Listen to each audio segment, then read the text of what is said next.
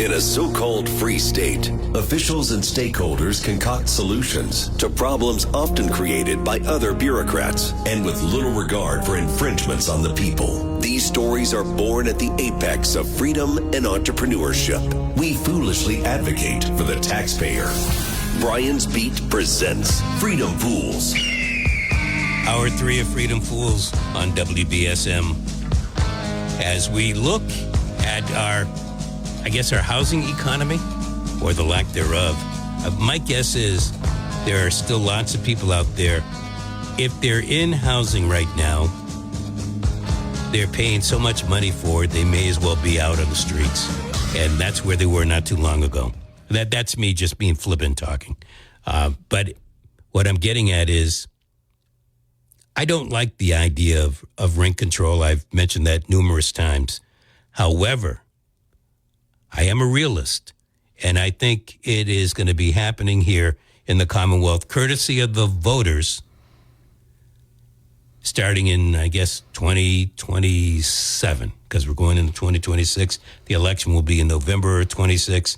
So by 27, I think we're back where we were, 30 years ago. 508-996-0500. Glad to welcome back into the studio Tracy Albanez. She is a I love the title, field coordinator. What does that really mean? Well, my official title with UIA is community organizer, but certainly worked a bit with the Mass Homes campaign as a field coordinator as we sort of spearheaded the collection signatures here in the South Coast. Got up a lot of signatures from what I've been told. We got 124,000 signatures across the Commonwealth. 124,000. Are they all certified? Not all of those will be qualified as being certified. You need approximately 75,000 certified, but we have that many for sure. Well, I'm going to ask, you've got 75,000 for sure, rounded off. You collected 124,000. How do you, if they're not certified yet, how do you know that they're going to be? Oh, so the deadline was last Wednesday, and we had already had 55,000 certified. So the remainder of them went in to the Secretary of Commonwealth. So it's a two-step process. You have to be certified locally by a city or town. So we know what those numbers are. And then from there, the Secretary of the State then might disqualify some of those, but probably not as many. The main process is by the city and towns have to certify them. So we have all those. But you only had 55? As of a few weeks ago. I don't know the exact number. I don't have that exact number. But I know we've hit the threshold that we need. We have enough certified signatures. We collected and from all the different counties, correct. Too. So I can give you a little bit of information on that. So the rent control campaign, we were this year's largest grassroots signature gathering campaign, and we were the only successful signature gathering campaign that did not hire paid professionals to gather signatures. The ones that have made it. Yep, of all the signatures, it was hundreds of volunteers across the state who collected these signatures. Some of the other campaigns paid people to collect signatures. This was a volunteer effort. Does that matter? Sometimes the paid people will get more because they're being paid. Yeah. So we had voters in 332 of the state's 351 cities and towns, from large cities like Springfield and Lynn to even smaller communities. Hawley is a population of 353. We got signatures from them. And Alfred, which has a population of 486. I don't even know where Alfred is. I don't either. Either one of those towns, I'm not sure. But wow. So it was a huge volunteer grassroots effort to get it done. I'm not surprised.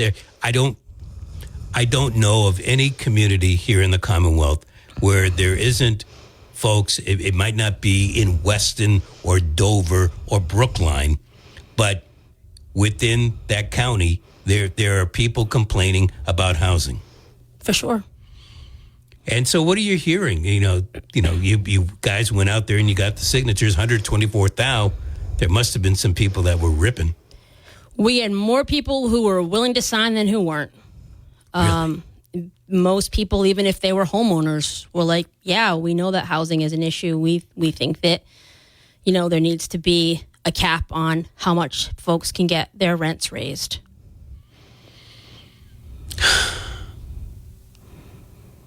And that's going to be 5%? Up to 5% based on the consumer price index. Whichever is lower. I believe so, yes. Okay. 508-996-0500. So I'm going to take it for granted that you've got 74,000 and change signatures. Next move. Yeah, next move. So now they go to the Secretary of Commonwealth to be certified. They're all there. That'll be the final certification.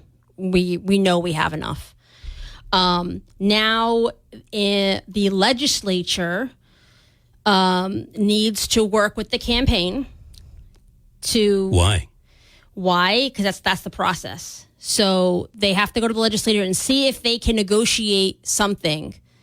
If they cannot negotiate something, if the legislature doesn't pass, because there actually is a bill in the legislature to do this, if they don't pass it or they don't make some kind of a compromise on passing legislation with this campaign, then in the spring, we have to collect almost 13,000 more signatures in May and June, and then that will put it on the ballot in November. So first they try to compromise with the legislature to get something passed, but if they can't compromise on something, then we have to get additional signatures, and then it goes on the ballot.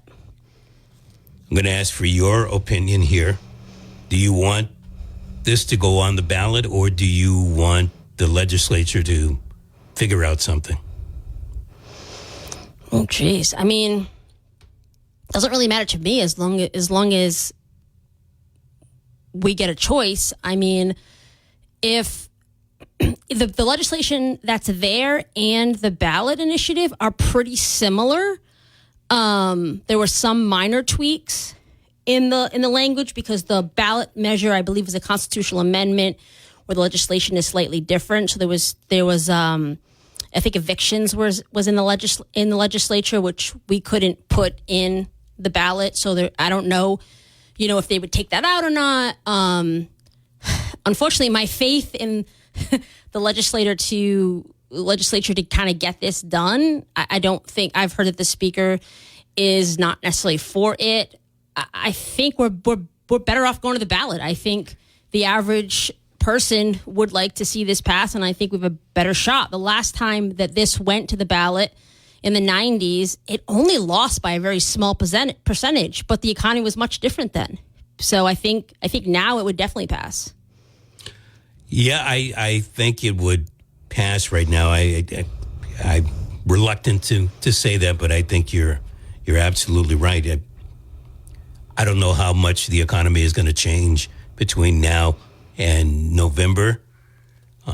We're talking 11 months, but yeah, I agree with you. And more to the point on agreeing with you, you don't know what the legislature will come up with, and you can work out some kind of compromise with them.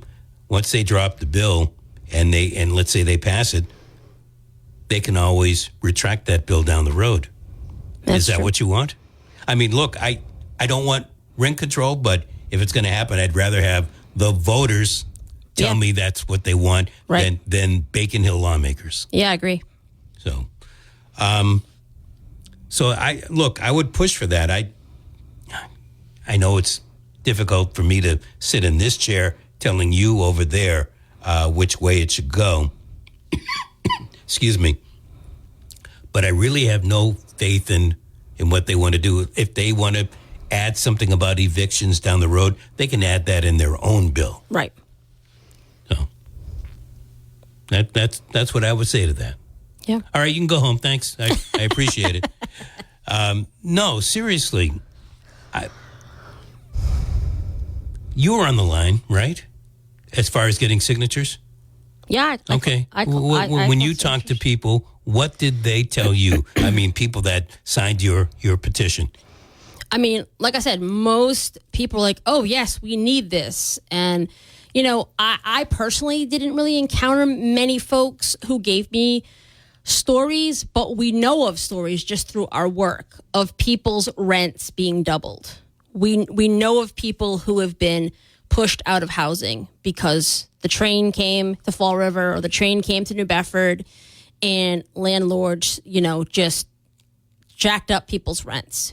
We know landlords have to raise rents because insurance goes up and the water bill goes up and taxes go up. And so that's what sort of this ballot initiative and the original legislation, it allows for a rent increase. It just doesn't allow, especially corporate landlords, to take advantage of people. Like you have to have shelter to survive, and sort of take advantage of profiting off of people by like increasing their rents, double or triple. Like that's not okay.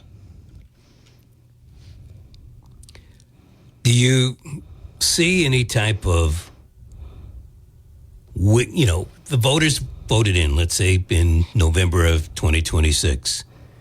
Do you see a situation where the legislature will stammer like they're doing right now with the audit? Does that fear hit your head at all? Well, I think once this passes, they don't really have control over it per se. So, I mean, I'm not really sure how they're going to regulate it, to be honest. Like, who's going to keep track of... Well, there you go.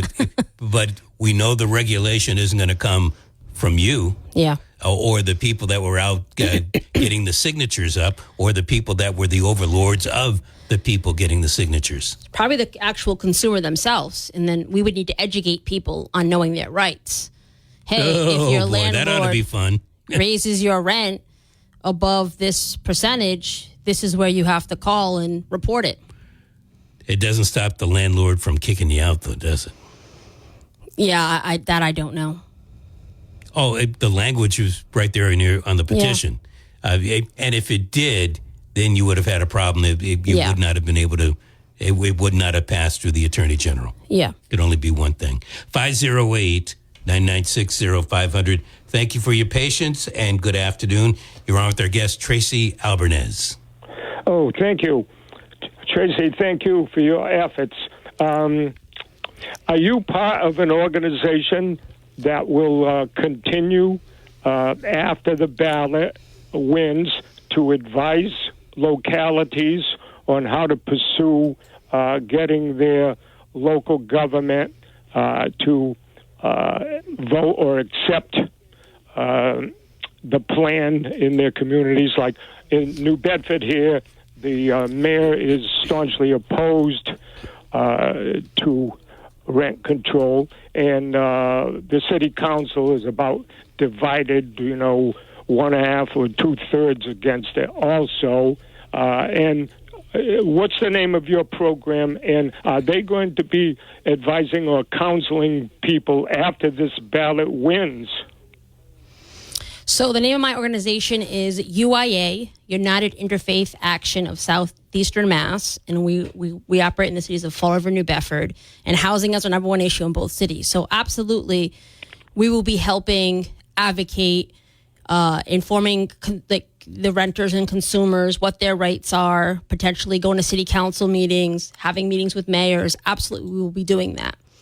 The difference between the legislation that's currently at the State House and the ballot initiative is the legislation gives it as an option to cities or towns. Gives what as an option, please? To do rent control, where the ballot initiative would make it a right. You have to do it across the Commonwealth. So are you saying the mayor of New Bedford would be forced to accept it? Correct. Well, that's very interesting. And why do you say that? Well, because isn't he going to be in charge of setting up some sort of panel that judges whether a rent increase is beyond the 5% inflation and what the situation or penalty should be, or the rights of the tenant? And wouldn't the mayor be controlling that aspect of it according to his leanings? I believe it's housing court that would have to regulate it. I heard that our housing court has 3 judges that are all former real estate brokers, And I would like to know if your organization has tracked how many evictions have actually taken place in the area or statewide. What's the number of people that have flatly been told, get out? So I don't have that number in front of me, but I know that both the cities of New Bedford and Fall River are at the highest, one of the highest in the states. I know a couple of years ago, Fall River was third on the list. Above, I can't remember, it was bigger cities. Yeah, but that still isn't an actual number to keep track of, for example, what the New Bedford Housing Court judges are doing. Yeah, the number exists. I just don't have it in front of me, sir. But what do you guess it is? Oh, geez. It's thousands. Thousands? I think so, yeah. It doesn't seem to be reported in the Standard Times or even in New Bedford Light how many people are suffering from that and where are they going afterwards. The council president said on Tim's morning show Monday that 60% of New Bedford residents are renters now. So I think there's underreporting going on in terms of evictions and how the judges are ruling, et cetera, et cetera. Well, I don't know. I'm not going to try to pretend like I do know how many people are being evicted, but I can tell you that the mayor won't have any say, or the courts. If the legislation, if the ballot initiative goes through as written, they have to comply. Now, that has nothing to do. The ballot measure has nothing to do with evictions. So people could be evicted.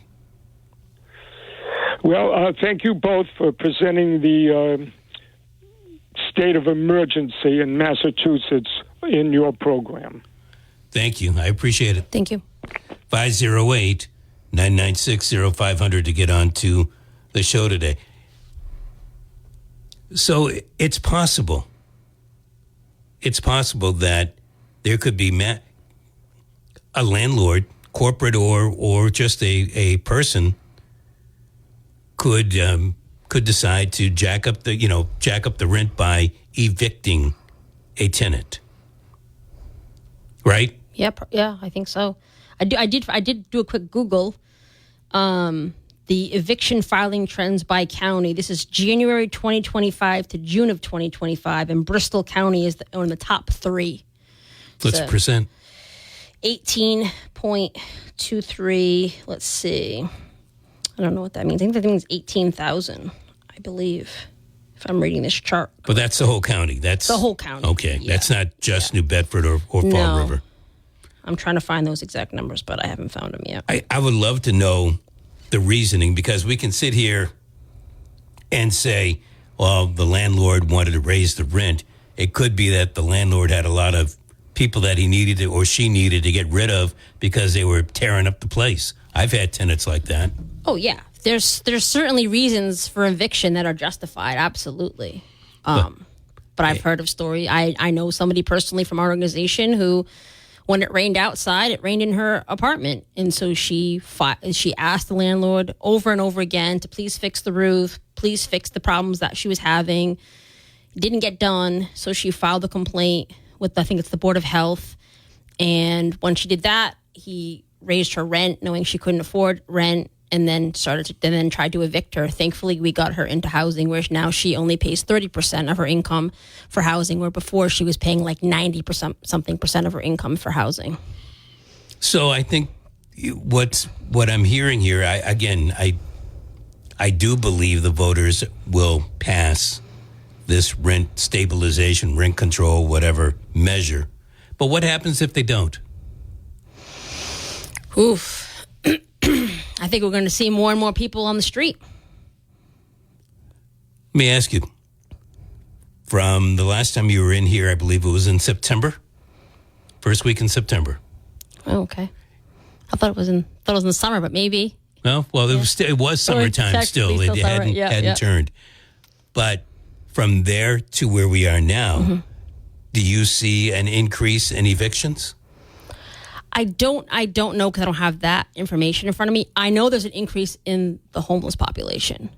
How do you know that? I know that because 2 of our members work with the homeless every day, both in Fall River and New Bedford.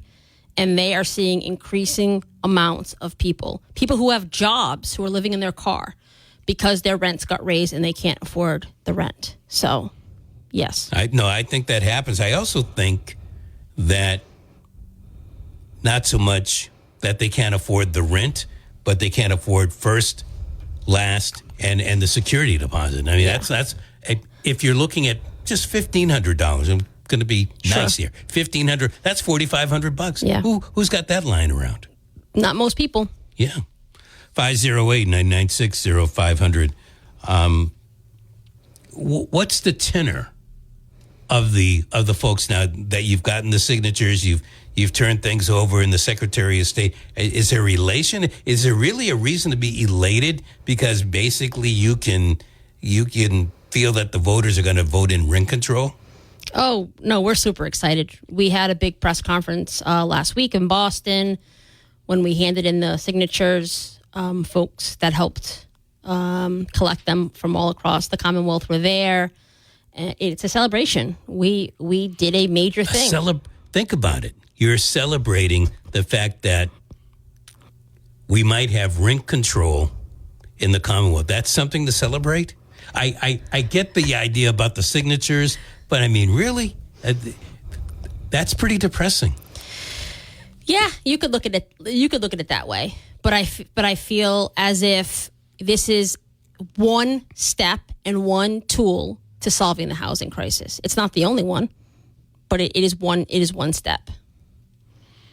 I asked you a question when after we left the station the last time you were here, and I didn't think about asking it that time, but I'm going to ask you again right now. If a person is paying $2,000 a month in rent and they can't afford $2,000 right now, well, if it goes up 5% and they can't afford the $2,000 right now, how are they going to afford that rent when it goes up an additional 5%? They're not, unless they get a second job or a third job or bring in a roommate. They're going to have to move. You brought up great points right there.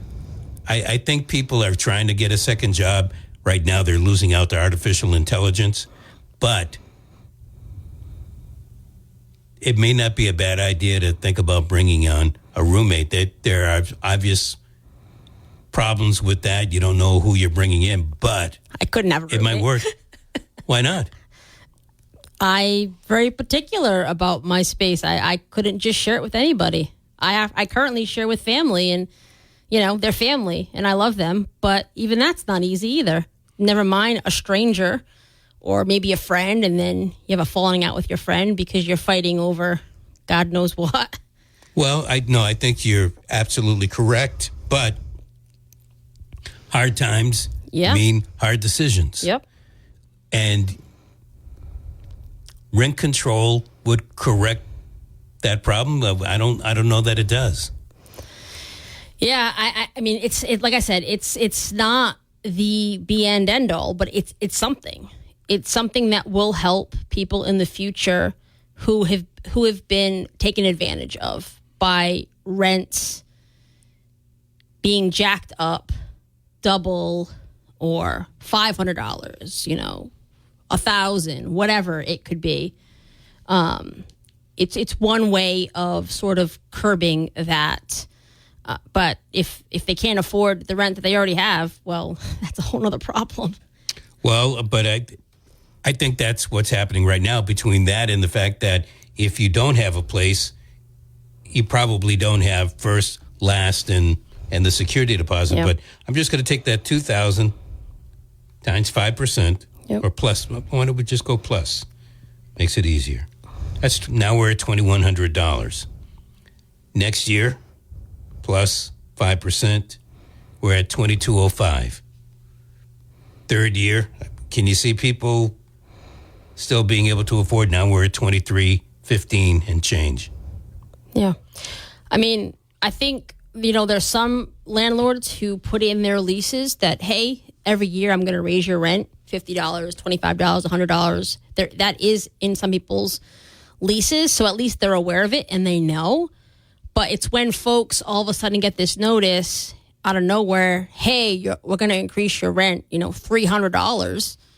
The average person doesn't have an extra $300 lying around. Tracy, let's try this. I agree with you. Certainly the average person doesn't have 400 because that's what the statistics show. They don't have 400 if their car breaks down. Yep.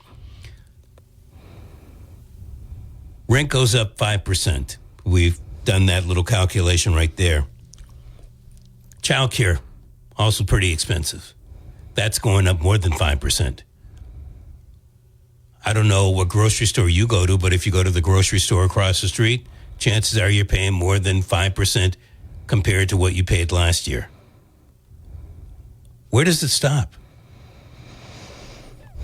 Everything is costing more, but wages are not going up.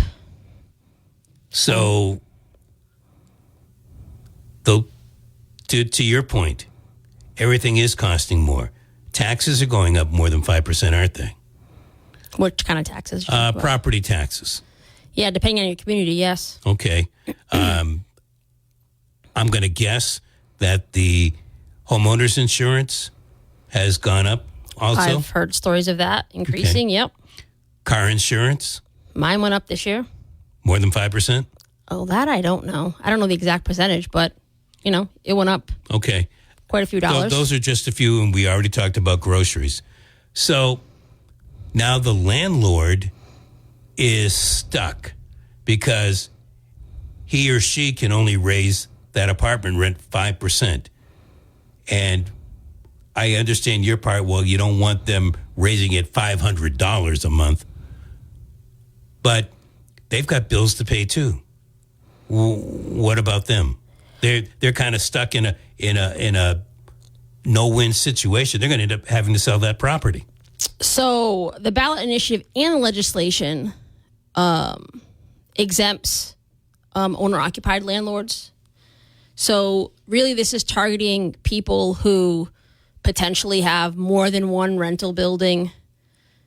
So, yeah, they might have expenses, but this is a business or a profit for them in most cases. Well, what happens if it's not?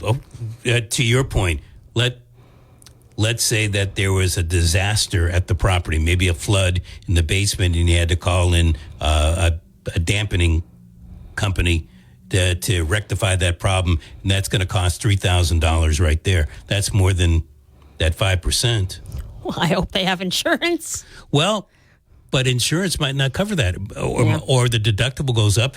You being in the real estate business, you know that if you end up using that insurance, that they're going to either get rid of you the next year, or they're going to jack that rate up. Yeah, I mean, I don't really know, the answer to that, other than, hopefully they've set money aside to cover those kind of things, like you would have to do at your own house that you owned. Otherwise, you're taking out a loan to cover an emergency. 508-996-0500. Thank you. You're on with our guest, Tracy Albanese. Try it now. My fault. I'm just catching this kind of mid conversation. But I just have a quick question, Tracy. Did you make a statement to the effect of when a property owner increases their rent, they're taking advantage of the occupant or the tenant? Is that what you said? Not quite. What I'm saying is that if a corporate landlord that owns multiple buildings, that they're not owner occupied, so it's a slightly different situation. Not to say that the expenses aren't. So everything you're saying today, just so we can clarify, it only pertains to corporate ownership. No, it doesn't just pertain to to corporate ownership, but owner occupied up to 4 units are exempt from this. Okay, but to go back to your statement, is that what you believe? Do you believe when a property owner increases their rent that they're taking advantage of the occupant of their property? In some situations, yes, when they're raising it, if they're doubling someone's rent for no reason, but a train came to the city. How about if they're increasing it in a way that's not doubling the rent? What's your thought on that? Well, I understand that taxes go up and water bills go up, and so that that there is a need for that. Absolutely, I understand that. So if you understand that, I just think if anyone's listening to the station, you're coming off a little bit as like a walking contradiction, because you're making some bold statements, but it appears to me, and I haven't really been listening too long, but you're failing to make some basic considerations of how not only this area works, but how the world works. And you have plenty of people in this city, and I'm not one of them, but there are plenty of people in this area that own property, that are hardworking people, that are not a big corporation, that they may live in the city, they may not live on the property, but if we work to your standard, then you can make the argument, okay, when the government increases tax, they're taking advantage of the taxpayer. When a property owner increases the rent, where does it stop? At some point, those blanket type statements are just an injustice, I think, and they're failing to address what the reality of the situation is, in my opinion. I hear you. I went down that road a little earlier, but if I can throw the counter, because I think this is what we want to try to rectify. I want to try to rectify. Yep. How do we help that person who cannot afford the exorbitant rents that are out there right now? All right, and to your point, Brian, I will say this: you made a great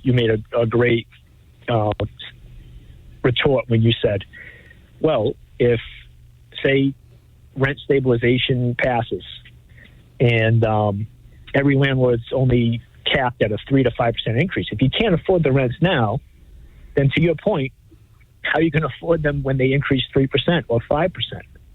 If you can't afford groceries now, how are you going to afford groceries when they increase? If you can't afford the tax base now, what can you do? What are your options? Well, I'll leave you with this, and it's a little bit of a rhetorical question, but I'd love you to just explain yourself here. Give me one aspect of government control that's been successful ever, whether it be in Massachusetts or anywhere else. Tell me something that the government regulates that they do a tremendous job doing. And I know you're not asking me that question. I'm asking, but it's a rhetorical question to both of you, because if you're now saying, well, if the government takes control of this is going to be a tremendous success. Well, if history serves as any type of example on anything, I think you are significantly fooling yourself here. But anyway, I appreciate it, and I'd love to hear what you have to say. Thank you so much. Thank you. Go ahead, Tracy. I have an example. Go ahead. You might not like it, but I have an example. So the state of Massachusetts has some of the strictest gun laws in the country. We also have the least amount of gun violence in the country. So in that stance, I do believe that sometimes government control can work. Not to say we don't have any gun violence, because we certainly do. Okay, I guess I would counter that by saying, what was the gun violence like before some of these laws? Yeah, that I don't know. There you go. Yeah. 508-996-0500. Thank you for your patience. Hello. Yeah, I'd like to make some really important points. First of all, rent control didn't happen in New York City, and we know it's a big city. It didn't work there. Now, we hear Senator... Wait a minute. It did not happen there? It did not work there. Oh, it did not work there. They had rent control, and it failed. But I want to say, we have Senator Liz Warren, that says, price gouging. And you're talking about rent control. But even if you do that, we need home property owner insurance control. We need controls on the utilities, the gas and electric, because that's price gouging. And you're talking about people living in their cars. We have a governor, Maura Healey, and a supermajority Democrats that wants to raise your excise tax on your car 3 times what you're paying now. And fair enough. Go ahead and ask her a question. Go ahead and ask her a question. I'm going to get to it. And the Prop 2.5. You're fighting against the supermajority Democrats that are driving everybody into poverty. Why don't we have controls on home property insurance and car insurance and the electric and natural gas utility prices. They're creating the problem. You're going against a monster. This rent control ain't going to work. All right, let's hear from her. Okay, let's hear from her. Go ahead. I mean, I don't disagree. We do need regulation on the utilities, increasing the rents. I think, I don't know the exact numbers off my head, but I think like Liberty Utilities wants to increase the rents. It's ridiculous how much, insurance, same thing. I don't disagree with you. Let's take one more before the break. Thank you for holding. Hello. I appreciate you taking my phone call. When you talked about the gun laws in Massachusetts reducing, boy, that sent up a big flare in my life. Crime statistics are the most misused numbers ever out there, and all of New England does better in crime statistics, including Maine and New Hampshire. New Hampshire has very similar gun laws as Texas does, and yet they do a lot better. So when you brought that up, that was a red flag, a firework that went off in my eye. How you're taking statistical data and misusing it to drive your agenda. And with that, I'll say goodbye. Thank you for your time. Thank you. Tracy? Wasn't my agenda. I just was giving an example. The gentleman asked for an example, and I gave an example. Whether I agree with it or not, we're not talking about that. You seem to agree with it. You said that it worked. I grew up in a house with guns and understand gun safety. I personally don't like guns, but I know that people have a right to have them. And I do feel somewhat safe living in Massachusetts because of some of the gun laws we do have, yes. Yeah. I wonder what the next knife law is going to be. Tracy Albanese in studio. We're talking rent control on Freedom Fools. To change something, you must build a new model that makes the existing model obsolete. This is WBSM. Low Cost Air helps you find the best airfares, foreign and domestic. Low Cost Air, 800-221-6085. Low Cost Air, 800-221-6085. There's no better fool than the Freedom Fools. Now, back to Brian. Freedom, freedom, freedom, freedom, freedom, freedom, freedom. People want a little house, not some McMansion, just a little normal house. That is the actual American dream. And that is what is totally unattainable for young people. So I thought I'd throw that in there because of the fact that one of the things that came out the other day is New Bedford has about 60% population that are renters. I think you've got a lot of people that would prefer to own a home. You're a real estate agent. Don't you think people would prefer to own their own place? Absolutely. as opposed to renting? Well, if we could take this out of rent control for a second, how are people going to afford a freaking house in this day and age? The average house is almost $500,000. It's insane. And what's the percentage? The down payment percentage? It depends, but like 3.5. That's like the minimum you can do unless you're and I don't know, a veteran. Veteran, but how many veterans are looking for a house right now? I don't know, but yeah, that's a small population. So people don't have enough money to stay in a home that they own, so they're going belly up. They may have rented a home, they're forced out. If people don't have $4,500 for first, last, and security deposit, where the hell are they going to come up with $30,000 for a down payment on a house? They're not. And the majority of housing that's being built is housing that's like a type of housing. Your large scale colonials. There's nobody building housing like they did after World War II. Small ranches. Levittown. You know, like you need housing for young people. You need housing for the elderly who are like, don't want their big house anymore. They can't handle the cost or the size, but they're not building housing for those folks. They're not building a house for a single person. They're just building housing for the nucleus, 2.5. What's the 2 adults and 2.5 kids, they say. They're building housing for those folks, but they're not building a lot of housing for the rest of the population who tend to then be renters. Is there, I believe you. I mean, you're out in that sector, but who can afford that? Once again, because we're still talking. If you're saying $500,000 for the house, you're still talking about $30,000. Or am I off on that for a down payment? Let me do the math. I could have done that too. That's cheating. You should know.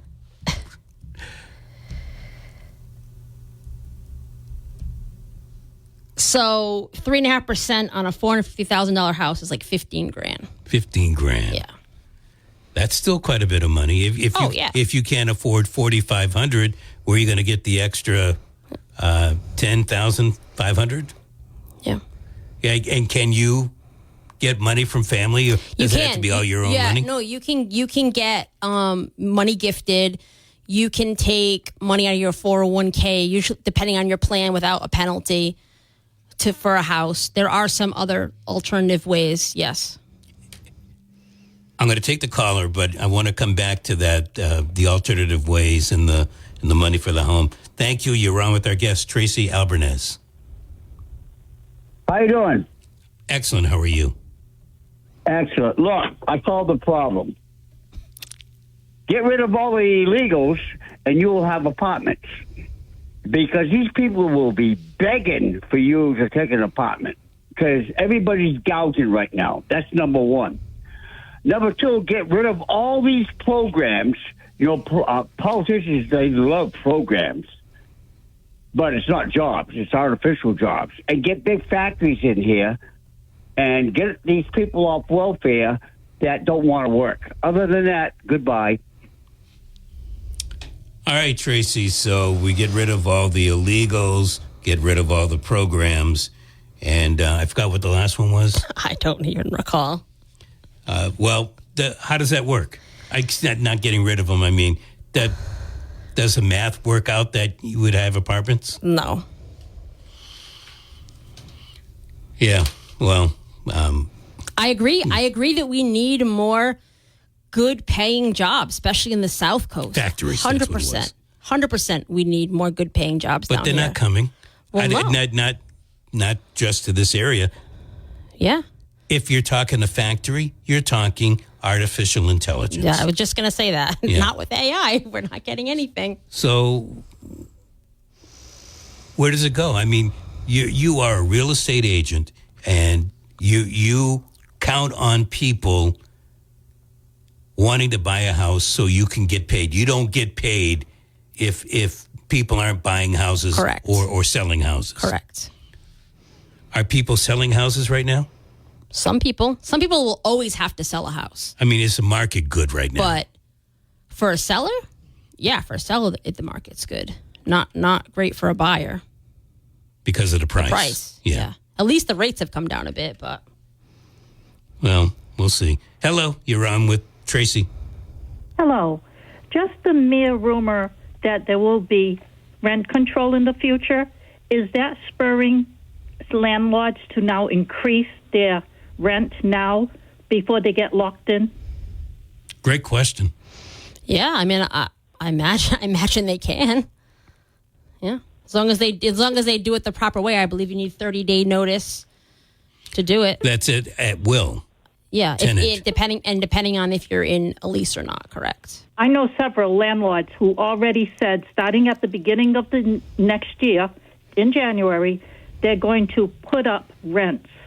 So it's shame that everyone has to have an increase.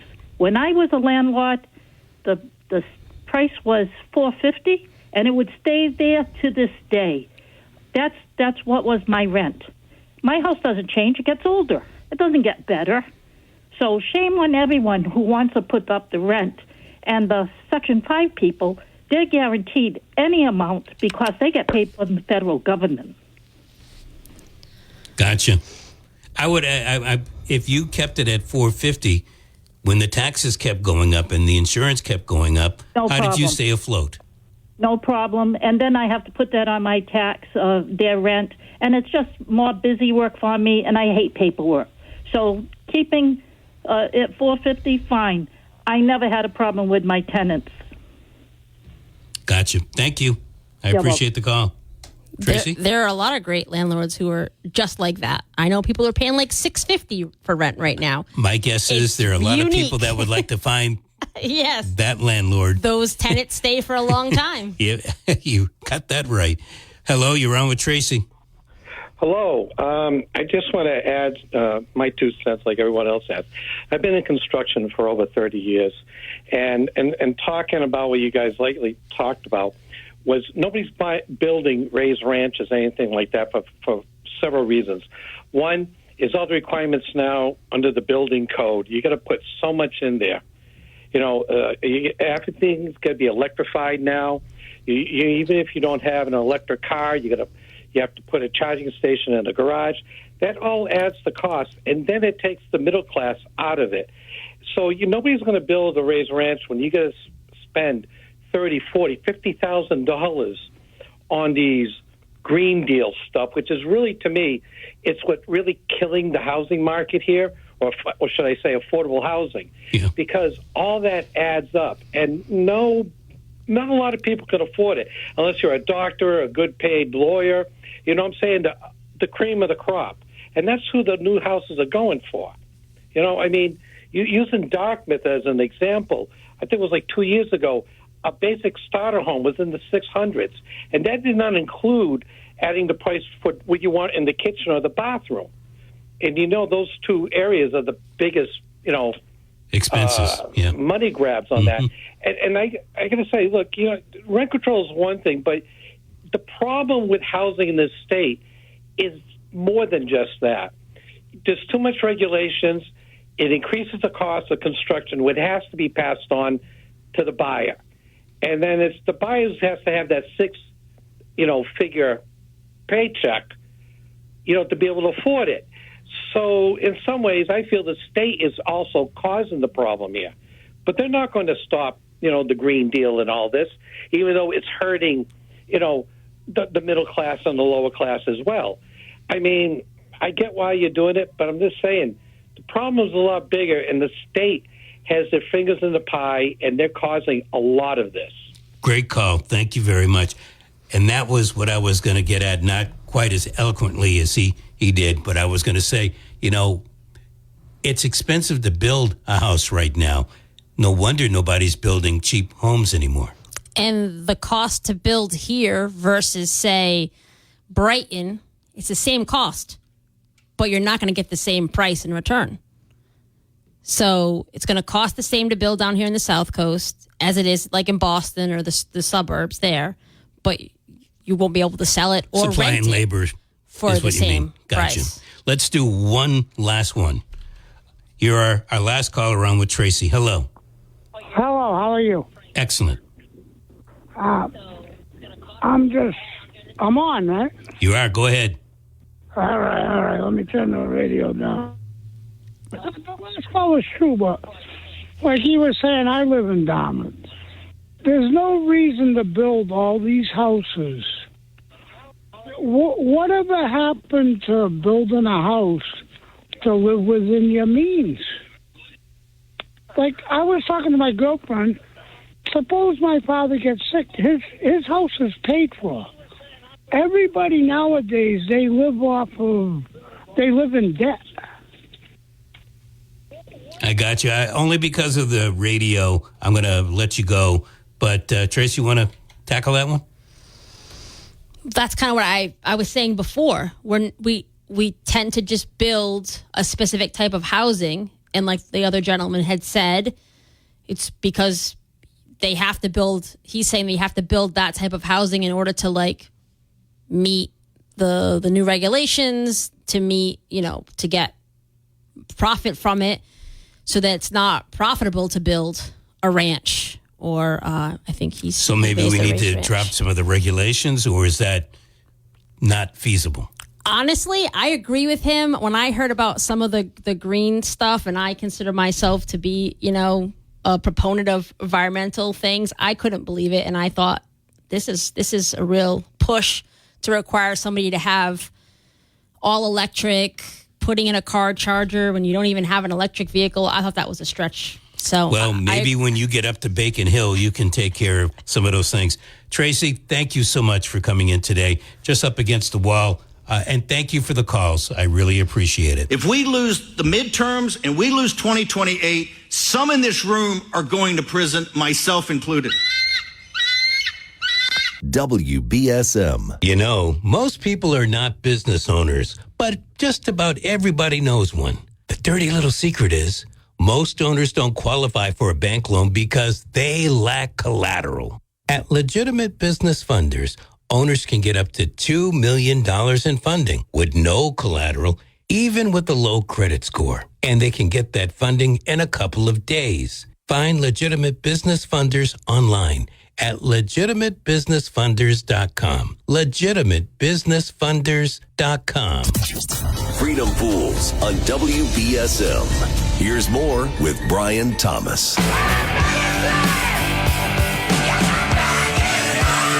My measure is really simple. I got a bunch of kids. Can they afford houses with full-time jobs at like 27, 28? And the answer is no way. And the answer is that 35-year-olds with really good jobs can't afford a house unless they stretch and go deep into debt. And that's the story. Tucker Carlson hit that on the head back in, I think, September when he, in the summer when he was talking at Turning Point USA at that conference. And so now it looks like we are going to get some type of rent control passed by the voters. And I can be against it as much as I want, but I just think the tenor in this country, in this state, is to pass it. And so where do we go from there? I think callers brought up some great points today, and I do appreciate it. Beacon Hill, you started it. Love to see you end it. Back on Monday. Traveling around from town to town. Sometimes I think I'll settle down, but I know I'd hunger to be free. Roving the only life for me. A-drifting